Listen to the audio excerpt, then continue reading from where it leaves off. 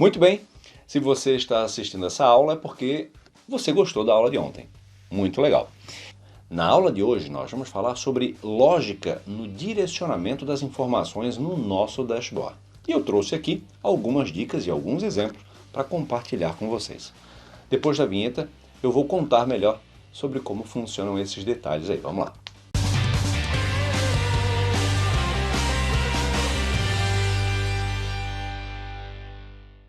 Bom, nessa aula nós vamos conversar um pouco sobre a lógica do seu dashboard.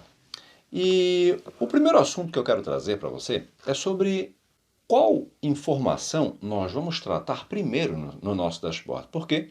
Você precisa entender que quem vai analisar começa sempre da esquerda para a direita da sua tela e sempre da parte superior. Essa é a lógica natural de análise das pessoas. Então, procure deixar a principal informação.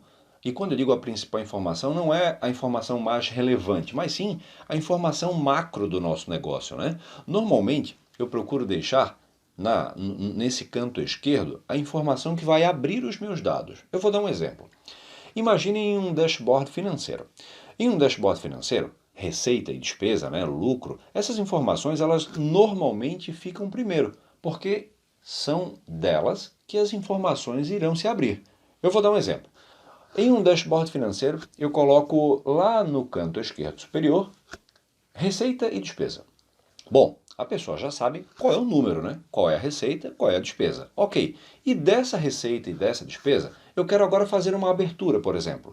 Quais foram as contas lá do meu plano de contas que tiveram mais utilização, né? Que tiveram mais gastos ou que tiveram maior recebimento? Uma outra possibilidade nessa construção é você colocar na sequência, na sequência lógica, a abertura em meses também. Então você tem ali a receita e a despesa e na sequência você já faz uma abertura disso em meses. Para que ele consiga identificar, por exemplo, aquele número numa sequência de meses. Vamos imaginar que esse dashboard está nos trazendo dados de um mês, mas ele precisa se situar, ele precisa saber, tá, esse mês foi bom ou foi ruim. Para fazer esse tipo de análise, ele precisa olhar isso na linha do tempo, analisar com outros períodos e assim chegar à conclusão se foi bom ou se foi ruim. E assim a gente vai criando essa abertura de informação. Em alguns momentos você vai sentir, por exemplo, a necessidade de colocar essa abertura logo abaixo. Por exemplo, abrir a informação da esquerda para a direita e logo abaixo, lá no finalzinho da direita, eu já quero abrir aquela informação. Não tem problema nenhum. Isso também é muito lógico na hora de analisar os dados. A pessoa olha o gráfico e logo abaixo ela já chega à conclusão de como aquele dado foi aberto, certo? Então, procure trabalhar dessa forma. Uma outra coisa são os menus, né? A gente precisa criar botões para que a pessoa selecione mês, selecione ano, selecione vendedor, enfim. Na hora de colocar esses botões, tentem não mesclar muito dentro do dashboard, a não ser que aquele botão tenha uma relação direta com aquele gráfico e, por exemplo, ele se relacione somente com aquele gráfico. Em casos desse tipo, eu oriento a colocar o botão próximo do próprio gráfico, para que a pessoa entenda que eles têm uma relação. Botões que são genéricos, que funcionam para todo o dashboard, procurem colocá-lo afastado, procurem colocá-lo acima, destacado. Essa é uma das dicas importantes que eu dou para você na hora de construir o seu dashboard. Um outro problema que muitas pessoas têm na hora de construir o dashboard está relacionado a querer colocar tudo em uma tela apenas. Aí eu quero colocar trocentos gráficos, trocentas tabelas, tudo empilhado uma em cima da outra. Não dá para fazer isso. Qual a dica que eu dou para você nesse sentido? Não se limite a uma tela. Quem disse que dashboard precisa ser apenas uma tela? O que eu costumo fazer é o seguinte.